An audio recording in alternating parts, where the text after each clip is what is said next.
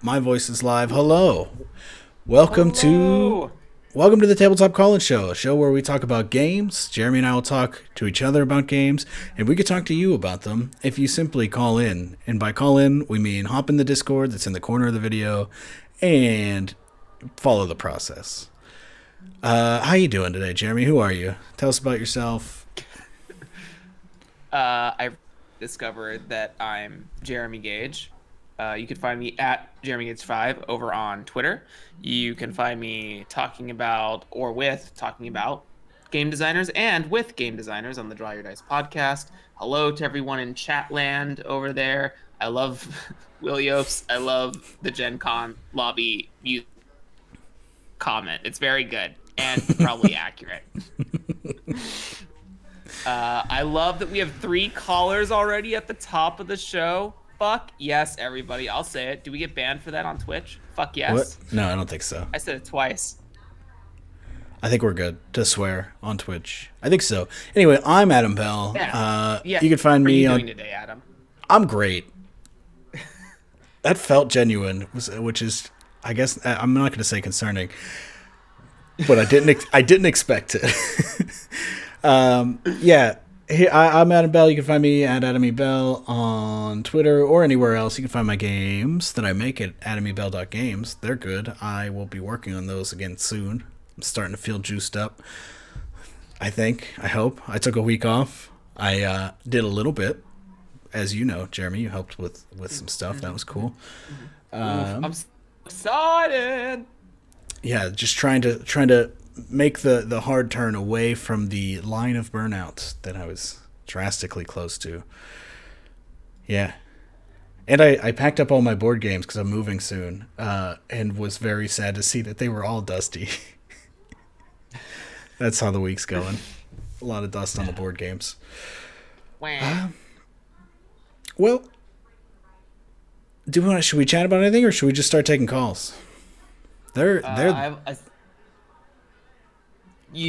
do you No. want to say? I was gonna say they're waiting for us, but I mean, I'm waiting for you. I just wanted to bring up the comment. I chopped it off because it's allergy season for me, and I hate Oh my when God. a mustache is full of mucus. So Oh, I got, mucus. Okay.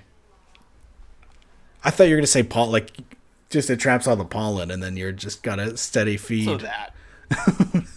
that it's bad. So Mm-hmm. you get a prince for the next several weeks, as my partner coins me without a mustache. That's fair. All right. Let's see. Where's the queue? Looks like we He got. doesn't know how to respond to the prince. What am I supposed to say? Are you gonna come up with a name? Let's get her in here. Yeah. Okay. Discord user. Piling up. You're a little choppy right now, which I'm concerned about. Hopefully, it doesn't stick. Discord user Adam Vass is coming through in 3, 2, 1. Hello and welcome to the Tabletop Call-In Show. Hello, friends. Can you hear me? Yeah. Yes. Who is the unregistered hypercam in here? I don't know. Is that the government? Somehow, this is the 5th episode, and you're the first person to mention the hypercam. How is everyone not wary that you call into your 2 friends and there's a third gray square here, and it's just listening? It's muted. That is how. Now I'm not sure I want to talk about the things I want to talk about if I know that the government is here listening. So, unfortunately, the government is here listening, but not through the hypercam, just through big tech allowing it to happen. Period. True.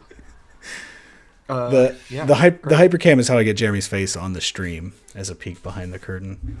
Oh, neat. Yeah. How you doing? Like the government tech. Yeah. All right. Just had a Grant. little vegan sausage biscuit for breakfast. Having a little horchata cold brew to wash it down. Okay. Having that lazy Sunday, you know. Yeah. I went out and got a vegan cheesesteak. It was a forget that special at a It's restaurant. 1 o'clock there, and that's acceptable, but it's 10 a.m. here. I ate it at 11, so. Just on the line. Well, I'm calling to talk about my brand new-ish game called Scratch and Claw. Uh, I released it earlier this month. It is a mutant wasteland sort of game about animal punk gangs wandering after some bomb-based apocalypse wipes out humanity.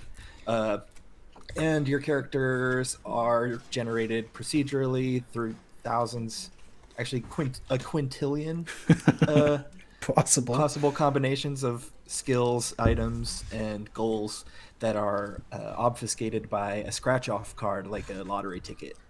And I just came on to hype this beast. So I was wondering what questions you two may have for me about Ooh. my new release, Scratch and Claw. I should also mention I'm making free adventures for it all April every week, including I just released Lobster Boil, which is a funnel adventure designed to kill a bunch of characters and make you buy more scratch off cards at worldchamp.io. That's crafty. That's the most like business savvy funnel that's ever been produced, I think. I mean, the rules are so light that they're literally one sentence, and the novel aspect is buying the cards. So how can I Right. sell more cards is by killing. Right. Just this is hyper deadly. This is a deadly game. Guess you're gonna need more scratch offs. Do I have any questions about it? Is Adam the government? Because I literally put, we have a list for ideas for special episodes, which if we get through a first season, we're going to start doing those. But I said, let's do a reverse one where the callers answer our questions. So Adam bringing the fire today. Adam I, Bass bringing the fire today because we have two Adams currently. I love it. I'm here if for you it. have been watching my Tuesdays with Spencer, that's a movie, right? Tuesdays with Spencer. On Tuesdays on Spencer's Yes, Twitch yeah. channel, I build a Lumen game with him. But one of my favorite things is to immediately identify an existing format and betray it as fast as I can. So rather than come here to present a question to you all, I figured I would break the rules. Just come in and demand questions. That's good. Well, I think my question that I have hearing about Scratch and Claw is that I want to know, like, what is, because I'm always a business minded individual. And you talked about how this adventure is to supplement potentially buying more scratch offs. Is there sort of like this? I feel like this has sort of like a trading card energy to it. Was that intentional, or is that something you might consider like moving forward, like kind of this collect all quintillion? Well, so I ordered 1,000 cards, which Mm-hmm. is obviously a very small subsection of the possible combinations, but still a larger number than I would expect to sell on my own volition in a realistic amount of time. I think this is a game that would do really well at conventions. Oh yeah. You would just see it and see the novelty and get a bunch of cards. And then the other thing too of like I'm selling them as packs or bundles of cards, and the more you get, the cheaper each unit is. So it just it taps. So it when I ordered them, my plan was to get 500, and I saw that it was only $50 more to get 1,000. And I was like, well, I'm losing money if I don't do this. Yeah, absolutely losing money. So I wanted to Amazing. price this off similarly on the other end. So like the most common pack number that I've been selling is 10. Um, and seeing that the cost per unit of 5 cards or 3 cards is higher, I think 10 is the sweet spot where someone's like, well, I might as well get 10. And because you're paying shipping and the shipping is kind of flat rate anyway. So 10 is the sweet spot. So I think there is a novel aspect to wanting more. And especially now that with the funnel adventure, you want more for when your characters die. Um, I do like the idea that I did sort of foresee there being a communal aspect of like, especially since people are playing games online, the idea that you could send like different people could order cards, or there's an option in my store where if you buy 5 cards, I'll ship them to one to each of 5 players, so you can still play remotely. Um, but I do like the idea of like people posting their characters and sharing, because one, there's so many options that you don't even know. Like if you only got your own, there's some part of you that wants to know what it could have been. And because Mm-hmm, there's mm-hmm. not like a public facing character creation rules or anything, like sharing them or trading them or posting pictures online allows that communal emergence of like here's what this world. And I think too I channeled a lot of like Troika or Electric Bastion Land energy into the goals and items and stuff that are under the scratch off zone. So the more cards you see, the bigger picture you get of the setting, which is primarily implied or Mm-hmm. like revealed through these subtleties. And I think that's really cool. So I do want people to, once they scratch them, share what they have. I also, as you mentioned, that's a cool idea to like say, this character died in my campaign, but I'll mail you or I'll trade you. Um, Yeah, yeah, yeah. because like I have 3 scratch offs in front of me that I scratched just before fulfilling these to my Patreon backers to make sure that the data Mm-hmm. underneath was what I wanted it to be. And Mm-hmm. for whatever reason, I'm like, well, I can't use these now because I scratched them and I know what they say, which isn't valid or true. It's I just had the like a weird same. hang up I have. So, I had the same inclination. Like I really want to scratch the 2 that I have right now, but but you like, want to do it in play, right? Like it's the yeah, energy of, I want to and hand this to somebody. there's something too The of like reveal. the Christmas morning. I got some lotto tickets in my stocking, and like Oh God. that's fine. But when you have people around you, they're like, "Let's go, let's scratch." I'm like, that feels cool. That's fun. So I like channeling that energy at the table of everyone wants to see what everyone else is revealing instead of Right? doing Yeah. it in advance and like kind of pre-gaming what your character could do. So yeah, that's a sort of roundabout way. I think inst- I think I hopeful for a communal aspect to Scratch and Claw to emerge that may involve Mm-hmm. trading cards, um, but it may also just be like developing more information or extrapolating more information from these random elements.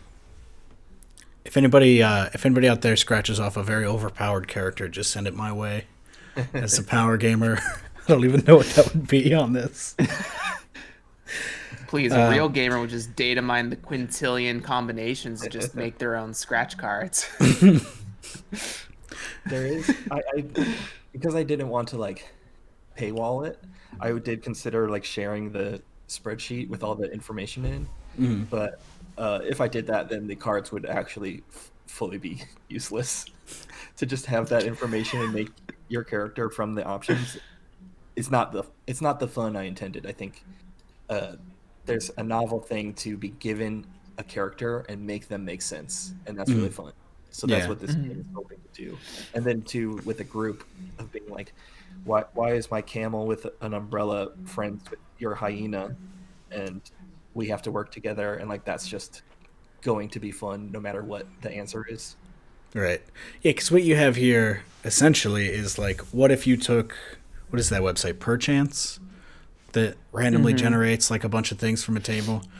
What if you took that, but made it like this cool physical thing that you have to like actually engage with, and then you can't.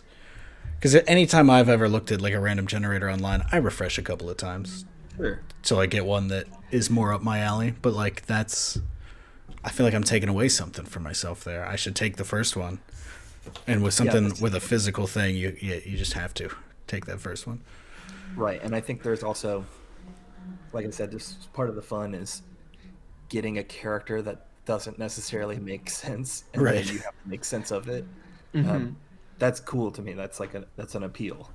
I Mm-hmm. understand why some people might not want that, but I could say that of any game that I've ever made. It's like this is what I wanted it to be, and I understand why someone might not want that. I think it's Yeah. really cool too, like in the aspect of like the trading card aspect, and that potentially partnering with Viditya for basic TCG, in that if Viditya is here today. But I think that there's also something really cool about having ownership over that. Like talking about the trading card aspect a little bit more. Like I scratch off umbrella wielding ostrich girl, and I get to name that card, right? You now insert your own sort of custom lore or setting or design into the Scratch and Claw ethos, especially when we talk about like a public forum sharing sort of event. So I think that's very cool as well, that you're maybe not on purposely, but also allowing for people to create a public setting in a way. Yeah. Righteous. Mm-hmm. Radical. Adam, how many cards did you get? I have 2. Oh, they're precious then. Yeah, they are. I can't just start scratching them willy-nilly. For now, at least. I have probably 700 of them here in my closet, so I'm thinking I might scratch one off live. I saw a request in the chat. It said Adam scratch one live. Okay. And I think it was intended for you because you held up some cards, but I do have some, so I will be scratching off. And I'm going to put my mic pretty close to it so that I can prove that I am scratching. If you want to do like I don't know, if you want to do a video of it, I could try to work some magic. Oh God! Yeah, You want to do it live? Let's retain some of the mystery. And Okay. I'm gonna scratch. Ooh. Okay, so Almost like an eraser. I'm using an X-Acto knife, but it's fairly dull. So far, I am a wolf, and my 3 skills are boot, maths, and conspire. So they're Maths. So this is yeah, I like went for the British maths plural. this is a British wolf. I thought there was some very good setting implication to that. I begin play with a staff. Is that? I mean, I assume this is up to the player, but is that a staff that you hold, or do you have like a staff of other wolves I that help just you wondered with the stuff? same exact thing.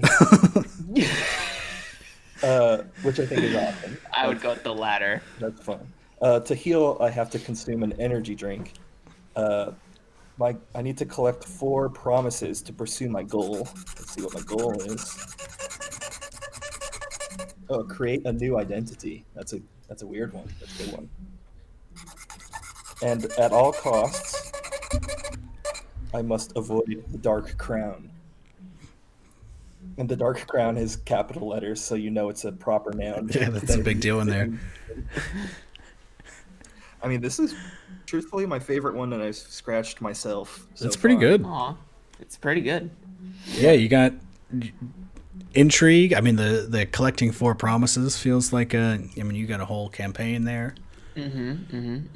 Yeah, to create a new identity, like what am I running from, you know? Is it the Dark Crown, or do you have multiple, things? Maybe the Dark Crown is like my lineage, like I'm next in line. Yeah, to become that's the where I Dark was gonna go. King. Ooh. And I don't want to be the Dark King. With your staff of other people that you carry, your retainers that you have with you. Oh yeah. Cool. Well, I think we maybe tapped this well, and I see there's a couple other callers, so I appreciate your time. Everyone can purchase Scratch and Claw character cards at worldchamp.io/store, and all of the free adventures that I'm doing every week this month of April 2021 are available at worldchampgameco.itch.io/scratch and claw. Also, the rules are free. You can play the game and not have character cards, but I sure would appreciate you buying a 10-pack. All right. All right, thanks everybody. Cool. See you, Adam. Thank you. All Wow. right. Love it. Love it. Adam makes good products. Yep. Strong print developer. Yeah. Strong. I put a link in Inspiring. chat for anyone who wants to check out Scratch and Claw. So you can, if you're watching this on replay VOD, you can go to the site there. All right. We've got Raft Miko coming in next. Sometimes my mouse doesn't like it. Hello. Thanks for calling the Tabletop Call-In Show. I put a link in chat. Can you hear us? Hello. Hey. Hello. Oh, you're a bit quiet. Let me bring you up. I was in the dark void that exists in the gap between real time and Twitch time. Yeah, I usually I heard. try to give a heads up, but I don't know how long people's delays are. So It's so good to be with you two. I'm loving the show. My friend Randy, who's calling in later, told me he had a really great time chatting with y'all a couple weeks ago, and so I wanted to join as well. cool. Well, welcome. Yay. How's everything going with you? It's going great. I had a question, I had a plug, and all I want to do right now is continue talking about scratch off cards. I just checked out for a set of my own, which I'm really excited to play with. Woo. Um, where should I start? I guess I'll plug out. I'm pretty excited. Yesterday, I launched a game been working on for 3 years called The Zone, Ooh, yeah. which has gone through a really interesting story in that I was about to do a physical Kickstarter in February 2020, thinking, you know what, this is perfect timing. Uh, People are just really want to gather together and have these in-person rituals where they can just have wonderful, intimate experiences and tell stories together. And then, of course, we all know what happened. Yeah, So I yeah. spent almost a year rebuilding it as a digital game. And yesterday had a launch event on Discord, which we had 5 games going at the same time, and now the game is just available for anyone to play. It's a play to lose horror mutational magical realist story inspired by Annihilation about a expedition that goes into a dangerous zone that only one person will make it to the center of, and everyone has predetermined fates and mutates in horrible ways and dies before they make it to the center. And it's super, super rules light. My goal was to try and make it as easy to pick up as possible, and just like facilitate really creepy, awesome stories. Yeah. I've heard very good things so far about it, so I'm excited to Mhm. to check it out. Do you plan Ah, to still do a physical copy at some point, or is it absolutely. cool? There's Mhm. Mhm. I was really inspired by listening to Adam Vest. Adam. I mean, not to say that I'm not inspired by you as well, Adam It's Bell. I'm inspired by all Adams. All Yeah. Adams well, are inspired. But that sense of physical ritual in the physical game, there's a thing you do just before you start. If you are playing the correct way, which is with large glow sticks, okay. where Mhm. you finish reading the rules and then you turn off all the lights and you just kind of sit in the dark for like just long enough to have it affect you. And then you crack the glow sticks and play the rest of the game by the light of glow sticks. I love that. And Wow. I put some digital glow sticks in the game, like little glowing orbs that represent the players, but it's not the same. Yeah, I like The that small. mood setting. Get everybody in a dark mood just by having you sit in silence. That's can learn Mhm. from that. What have been some of your favorite kind of mood setting devices and RPGs you've played that you've seen or you've experienced? Me? Okay. So I think that the obvious one for me would be 10 Candles, like right off the top of the head. The just turning all the lights off right as you start the game and then slowly lighting the candles throughout character creation until you light the 10th one and then you're in, and then unlighting those candles as characters get closer and closer to death is very good. It feels scary. It feels like there's a real thing that you can interact with and have a way to interpret your feelings about the game. I'm a big fan. For me, Alice is Missing is pretty good because I Ooh. like how it removes the it builds because you're playing by phone. For anyone who hasn't played, Alice is Missing is a game in which you're trying to find uh, out what happened to Alice, and you play a bunch of Alice's friends or individuals that have predetermined sort of connections to Alice.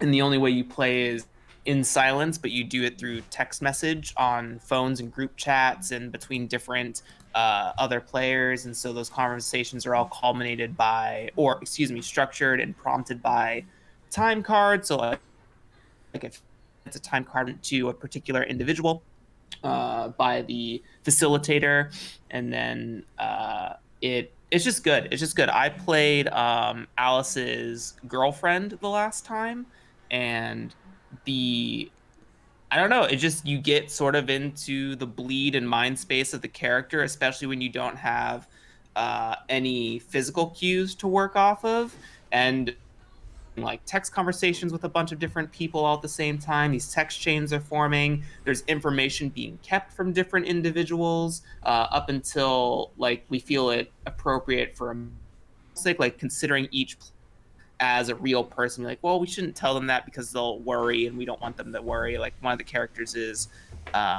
Alice's brother, and we didn't want to. Another character didn't want to explain sort of some unfortunate.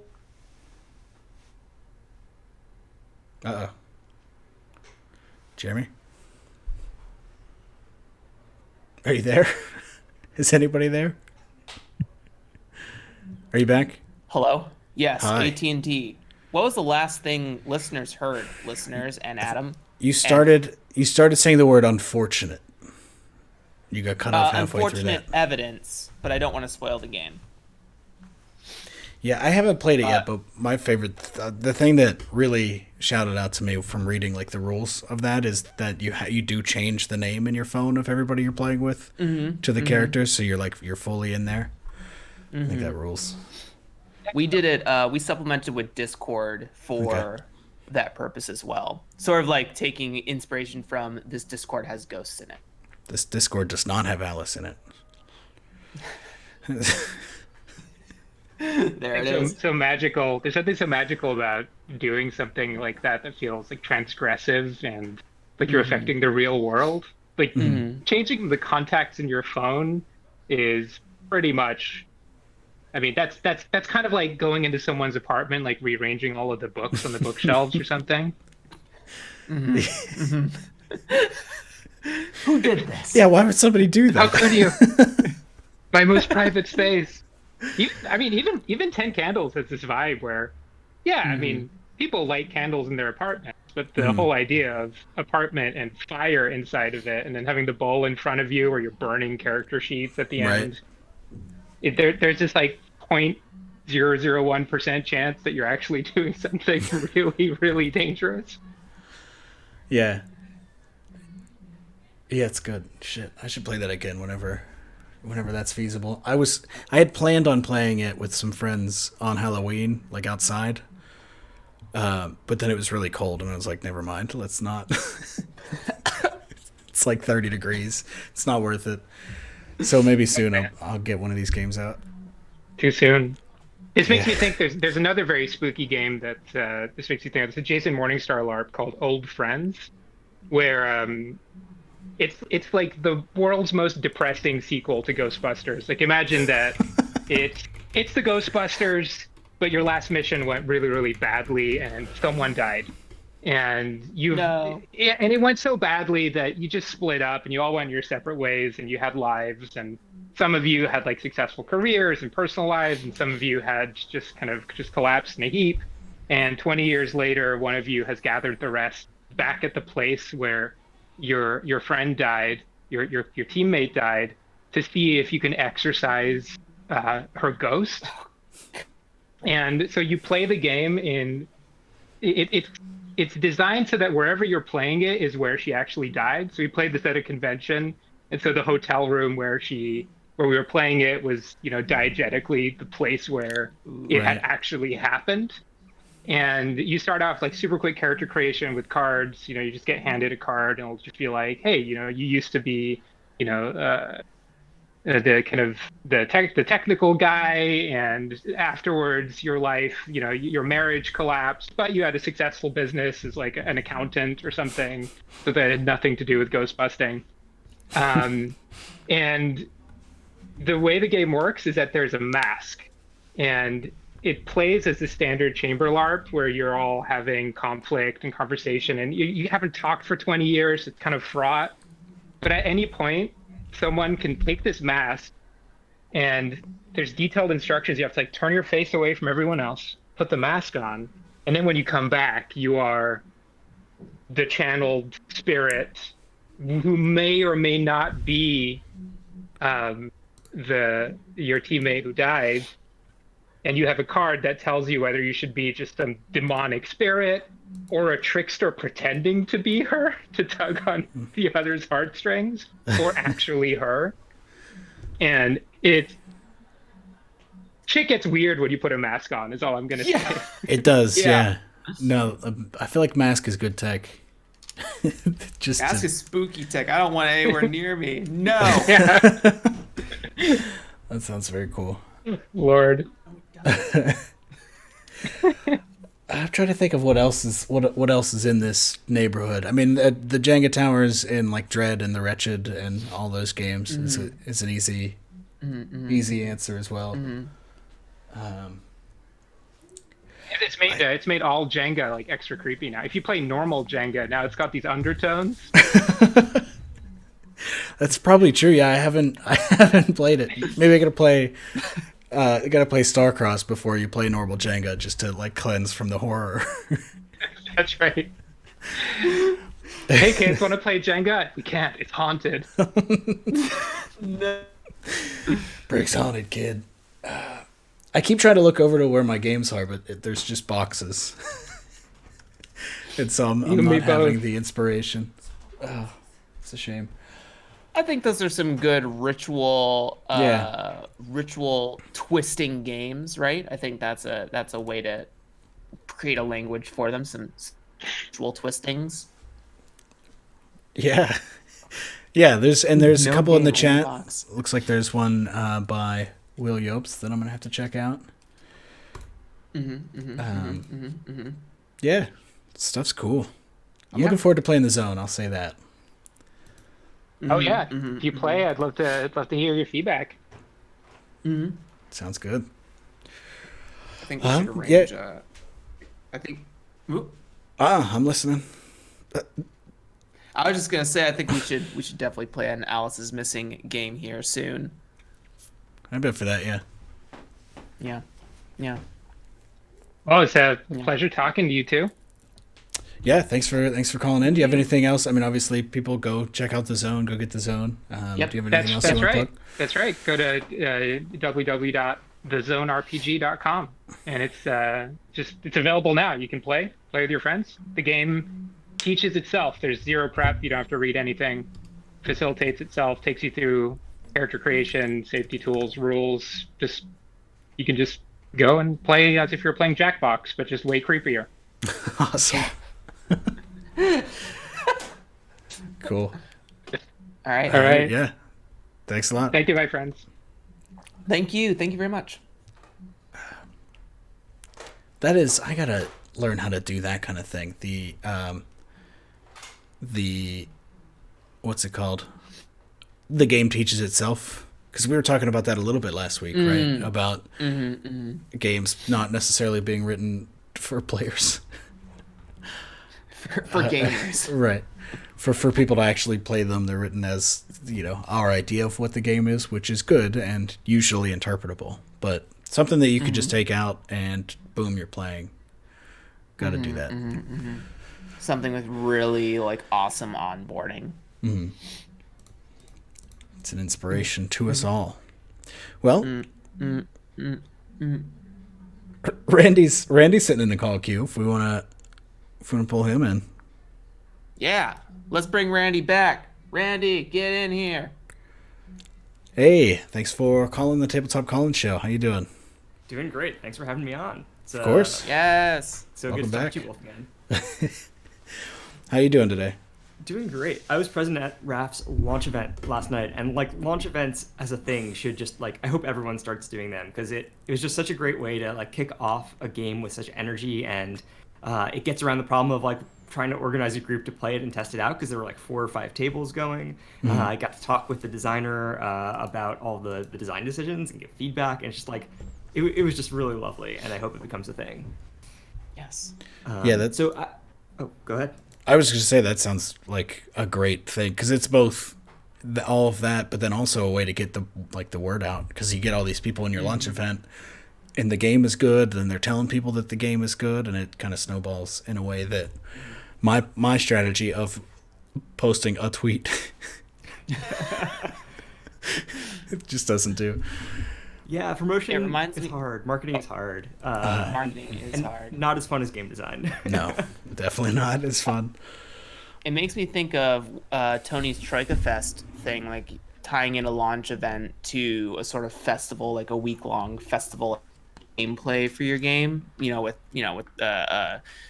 internet personalities and influencers and blue and all that stuff. But I think that's definitely under consideration for a strong marketing tactic if you can arrange all those things. For sure. I want to switch topics for a second. Yes. Or actually build on the second topic you and Raf were talking about, which was a little bit about building in those sensory experiences, and sort of expand it to the broader topic that I keep coming back to, which is just like game design is just a subset of experience design, and what are some of the really great experience design patterns that we can take and remix and pull into our games that maybe aren't thought of as default. And I have some examples that I can share, but I'd really love to hear what you guys think also.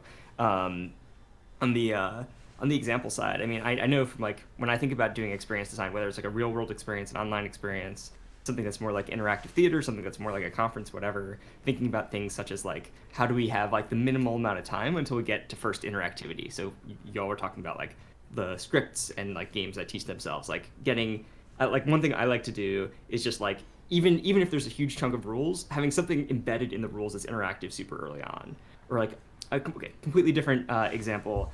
Something I really like pulling in some psychology is peak end experience design. So that like one of the things that people remember most about an experience or a game, and that also most affects how they will perceive it after the fact in terms of like was it amazing or was it just okay, is like how high was the peak of the experience, the best part, and also how powerful was the ending. And so often, like regardless of the type of experience I'll be thinking about, how do I crank up that peak a little bit more? How do I make the end that much more memorable? Even if it means making other parts of the game less awesome, just like really making sure that like you stick the peak and you stick the end.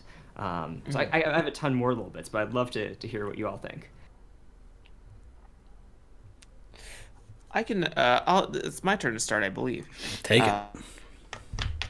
Randy, I had the pleasure of talking to you for an interview, which will come out at some point in the next few months for the Draw Your Dice podcast. And when you talk about sort of like getting to that interactive step as soon as possible, I think your game Behind the Magic does that really effectively in that you're pretty much playing from page one, essentially. And a lot of LARPs do, in my experience, the LARPs that I've been exposed to do this as well. You're sort of playing as soon as you hit the first word, right? And so I think it's worth considering to make this every style of game. But I think there is something worth considering about getting people injected into the role play sort of as soon as and Adam Vass, who was just talking about Scratch and Claw, like the second you're scratching the character, you're almost immediately playing because you are imagining all of the connective pieces that make this character who they are.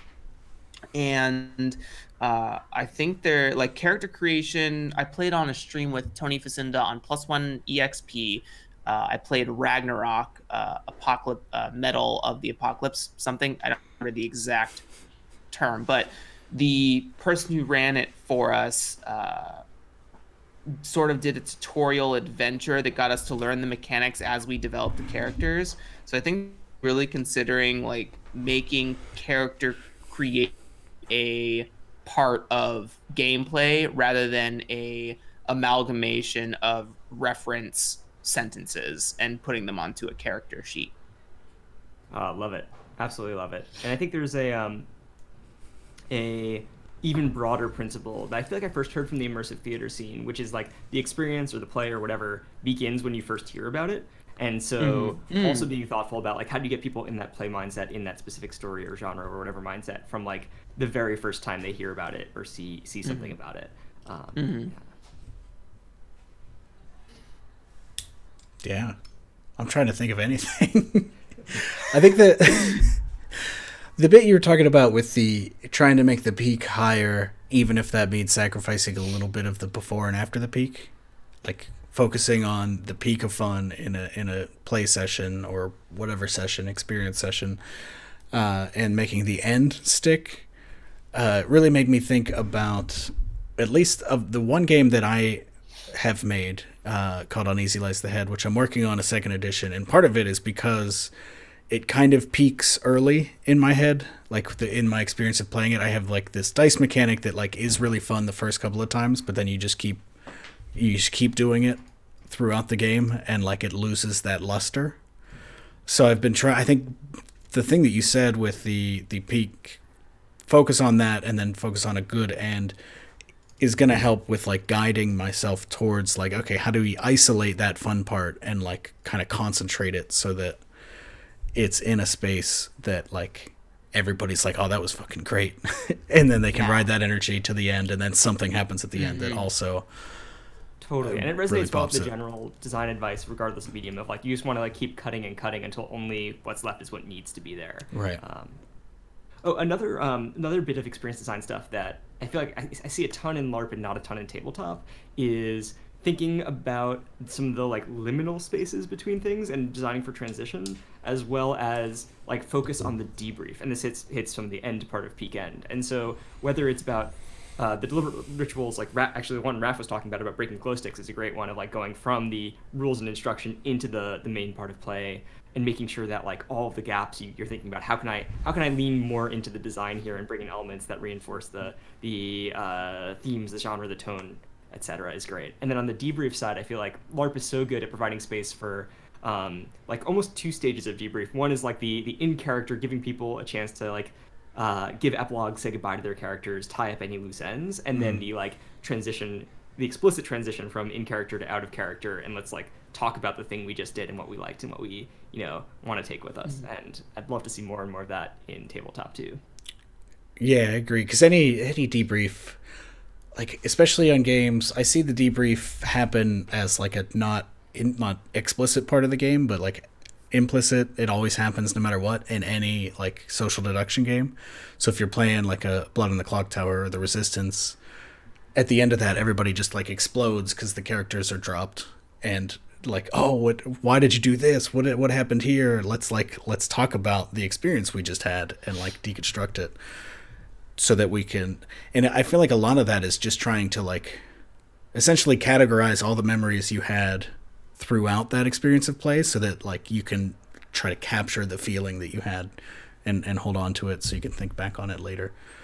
Totally. I love games that have ephemera too, that like in playing the game you end up with some artifact you can keep with you that like really reminds you of some of the beats or the peaks, the highlights of it. And like I definitely have a drawer somewhere full of like all of the cool artifacts from different, whether they're LARPs or RPGs or whatever, and just like yeah. Well, cool. Thanks for having me on the show. This is fun to discuss with you all. I liked hearing your takes. And I'm going to jet, I guess, quick plug. Check out storysynth.org. It is a super easy way of making prompt-driven storytelling games like For the Queen or The Quiet Year. It's super beginner-friendly. You just type prompts in a spreadsheet, and it auto-generates a deck with possible different formats of going through those prompts, and made to be super easy to design and share. So anyway, storysynth.org. I'm Randy Lubin. Thanks again for having me on the show. Thanks for calling in. Bye, Ray. See you next week. Hopefully. It's always good. I love it. Yeah, I think there's definitely something worth considering the transitionary and debriefing portions of games. Like what was I thinking about the other day? I was thinking about D&D Combat. I don't know who I was talking to about this. It might have been Ava.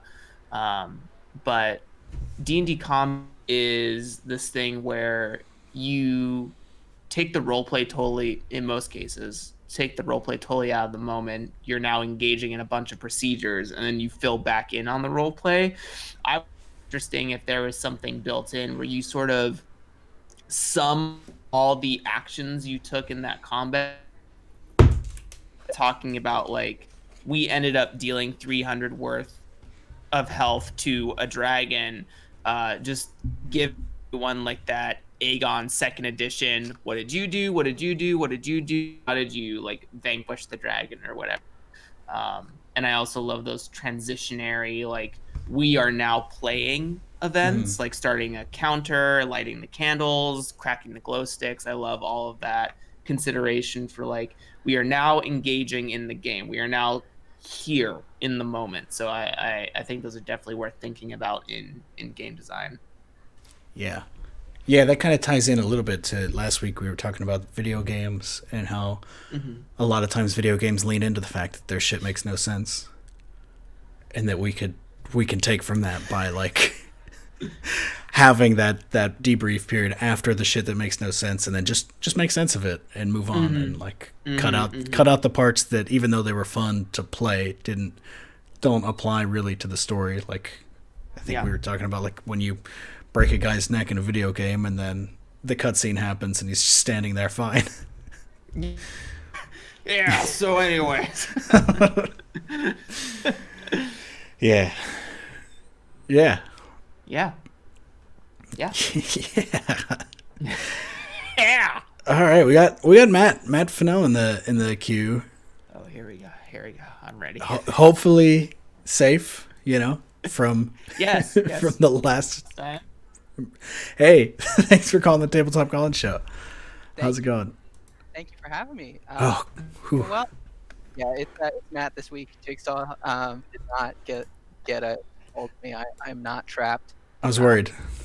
Yeah, I was also worried. I could see the tension, and I've got the stream going on one half of my screen, and then I have Discord on the other half. And when Adam said, "Well, it looks like it's Matt," there's a brief moment of fear. Who's gonna be on the call? But, I feel like I've been talking for 10 minutes, and it's only been like 40 seconds. Mm-hmm. So less than 40, honestly. How are you two today? How are your Sundays going?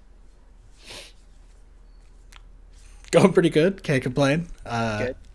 Went out and got some food. Got some new coffee beans because the ones I have just aren't very good. Okay. This is not the question that I was going to ask, but it is a question that I do want to ask Adam, because I want to be better at coffee. Okay. I survive off of just the bad sludge that we have at the office. Yeah. Couch, you dump it in the thing, whatever. I bought like better coffee beans and one of those little grindy things. Like, I have a bunch of friends who are really into coffee, and I just cannot seem to figure out how to do it right. I need a scale, right? Like, that's the first other little thing I need to get. A scale is very helpful for being able to replicate. Like, if once you find the thing that tastes good for you, if you've done it and kept track of all of the variables, such as the mass of the water and the beans, then it's much easier to replicate it. So it's not like required. A coffee snob will tell you it's required, but it's just helps you get to the point where you're making the good coffee and making adjustments to make it good. Yeah. Okay. I've got to get groceries. I figured I'd get like a tiny little scale at some point today. But the question that I had, I was kind of writing them down while I was listening to Randy and Raph and Adam ask their questions. But the one that I think that I've landed on is inspired by the opening of Tyler Crumrine's Possible Worlds Kickstarter. Kickstarting now. Looks like there's 3 days left. Go back Possible Worlds if you haven't. Tyler opens his Kickstarter page with this quote. He says, when I write RPGs, I don't just design them for gamers, I design them for farmers. Specifically, I design them for my younger brother, a Western Pennsylvania cattle farmer who's never played an RPG. And then he goes on to talk for a little bit longer. And first of all, I really like that quote. And then it made me start thinking about, okay, the games and things that I design, that I write, who do I do them for? Mm-hmm. And the only answer that comes to mind, well, the first answer is, okay, I do them for me because realistically, I'm probably going to be one of the only people who ever reads or uses them. Right. But then the secondary answer is, there's like 6 or 7 people that I'm friends with on Twitter who I know from school. You know, we worked at the newspaper together, and most of like my jokes and writing and game stuff that I do, like last year when I made up like fantasy classes and stuff, and that I think is the closest to public game design that I've come. I do it for them. So I guess my question is, who do the two of you design your games for? What was that face? I'm just figuring it out. The wheels are turning. Yeah, I mean, me, you're right about that part. Like, I definitely just make the games that I would want to play, at least at the time that I'm designing them. It's not always true. But I do try to think about it, and it really depends on the game, I think. Because I definitely want to make games that are very approachable and, like, I can bring to, like, a family gathering whenever those are a thing again, and people can just start playing it, people that don't play tabletop RPGs. Because I think about that a lot when I'm heading to an event like that, because I'm usually the person that brings a couple of board games, but I'll sneak in an RPG or two just to see if I can get people to play them. And I think about, like, oh, well, what is a game that, like, would be very easy to get somebody to play that, and I won't say like, oh, let's play this tabletop RPG. Have you ever heard of those? It'll just be like, here's a game, we're going to tell a story. And so I do want to make more games that would fit into that space of, like, somebody can just bring it out and say, this is a game, you can recognize it as a game. Um, and then, oops, they're playing a role-playing game and they didn't even notice. I think Grasping Nettles is an attempt at that. But then the other half of it would be games like Reliance that I'm working on, are games that, like, are definitely just going to be played by people that like RPGs. And I think it's fine to do either of those, but I think it's important to, like, decide that and design around those constraints that you're applying to yourself.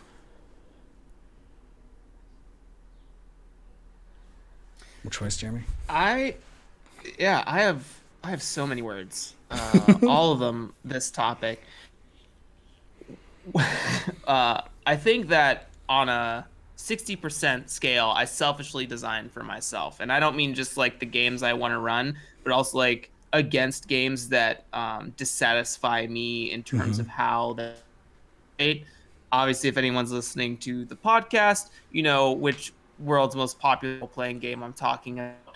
But I had an interview with Eva Islam a few days ago, and she brought this article to my attention about the 6 cultures of play by, I have the link here if anyone who's reading Twitch chat would love to go check it out. Take the article with a grain of salt. It doesn't exactly attempt to like box in a bunch of different cultures. It just sort of analyzes the history of role playing in terms of like these 6 categories and how they sort of evolved into one another.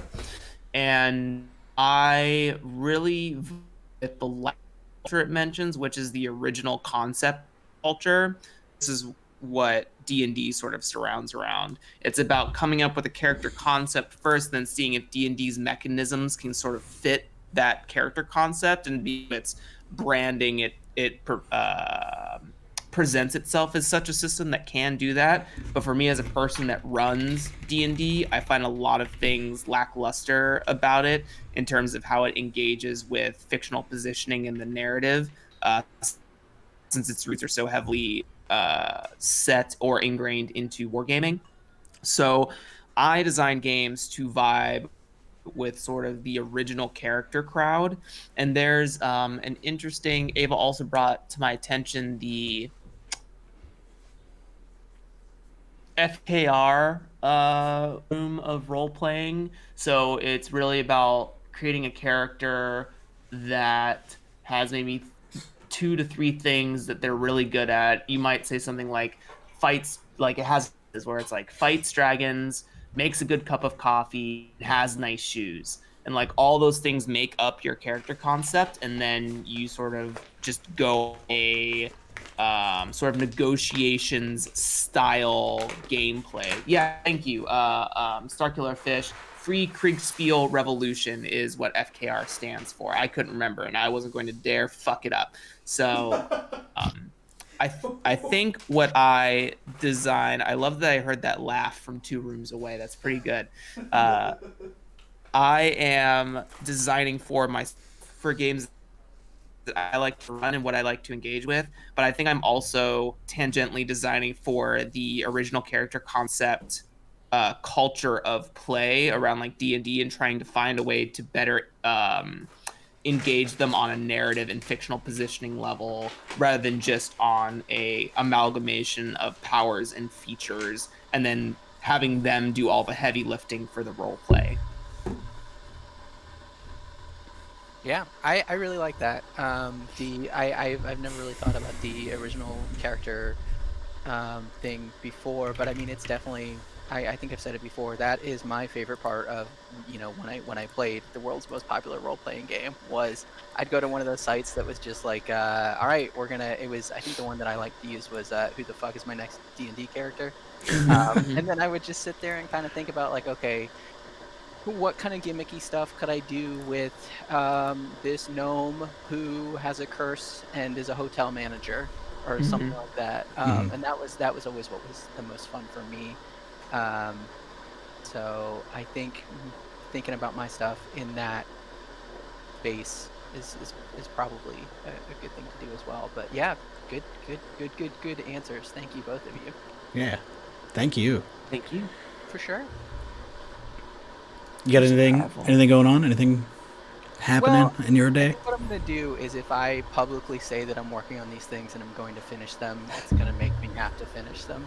So it kind of works. yeah. Tech Jam is ongoing, I think until the end of the month or May. I'm not sure when.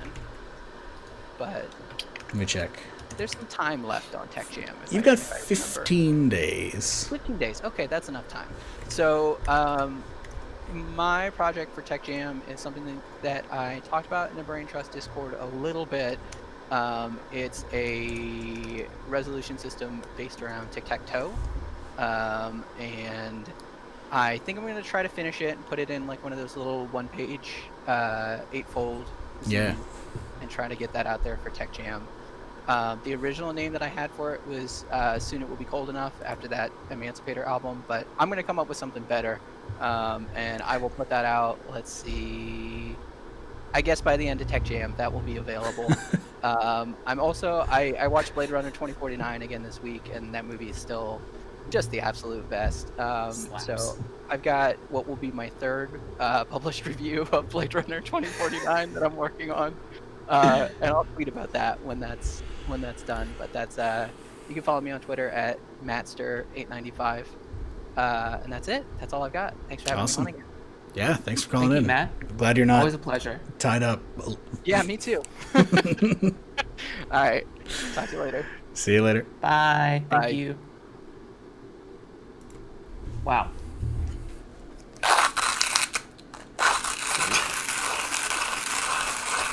So for everyone who doesn't know, who can hear me over the coffee grinder right now, I can't. Adam has his webcam turned off on Discord where we're recording this. So I have been taken aback the coffee grind noise, where all of you were fully aware of what Adam was doing. So, I was spooked. Also, you turned up, so I heard every bean. Every bean getting crushed. Hit Well, yeah. the new ones that I got are from the roaster around here that really barely roasts them, and so it's a very aggressive thing to grind them because they're little rocks, essentially. Very tasty little Shit, rocks. hold on. I have to grab this coffee bag. What could that mean? And yeah, Matt, if you're still listening, Adam V put in the chat that a bird grinder over a blade grinder is another big equipment upgrade, because a blade grinder you're just kind of guessing on size, whereas a bird grinder you can set it to something. Welcome back, Jeremy. I was filling with more coffee talk. I want to plug. So my partner, is this backwards on the camera? That's going to be unfortunate. I don't think it is. I think it's mirrored. 319. Yay, okay, I do see it on its Discord. Fucked it up, but Twitch, great. My partner is the art director and general manager for this. This is one of the best coffees they've made, Bali Kintamani. If anyone's, I think that 319 ships to a bunch of places in the States. If anyone is looking for like a new brand of coffee to sort of explore, they do a lot of single source origin, single source sourcing.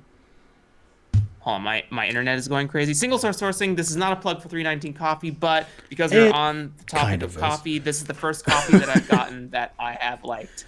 Which one is it? It's called Bali Kintamani. How about that? How about that? 319 coffee. Don't Starkiller Fish MV. Don't do this. I just was excited to share coffee things because I also do coffee things. I was jealous that everyone was talking about it. It's a plug. But we do plugs on the show for free. Hey, 319 Coffee, if you're listening. If you want to, hey, they do 10% affiliate. You want to sponsor us? If any sponsors want to sponsor us, I can't promise we'll do a good job of it, but we'll take your money happily. Which actually, speaking of, we're wrapping up the show here. We're getting towards the end. Yeah. Follow us right here on Twitch. I know there's a thing called affiliate. I think we might have just got the number of followers that we need, so I guess you don't have to follow. Shut up. No way. We'd have to stream more. It's like a job. They want you to treat it like a job to make like $10 a month. So I don't know about actually pushing for it. We could figure it out. I don't know. I mean, realistically, I could just stream video games like once a week and then we're good. Because I played those. So, I mean, would anybody watch that? Hey, if you're in the chat, would you watch me play video games? I wouldn't. So, like... What? I would do live design commentary. That's what I would do. Yeah, we could do stuff like that. Yeah. We could mess around with it. I don't know. Yeah. We'll explore it. Chat, if you think it's a good idea, let us know. And if you think it's a bad idea, keep it to yourself. Just do a Tuesday show where we don't let anybody call in. Yeah. We just hang out. Shout at each other. All right. I think everyone's getting antsy to go. All right. Yeah. Thanks for joining us on the Tabletop College Show. I think thanks to all of the callers today for really holding this episode up, because I won't get into it. I didn't bring my best today, but who can every day? But the callers, they always bring their best, and we appreciate that. I've been Adam Bell. Find me anywhere on the internet, Adam Bell. Go buy my games, adamybell.games. Jeremy?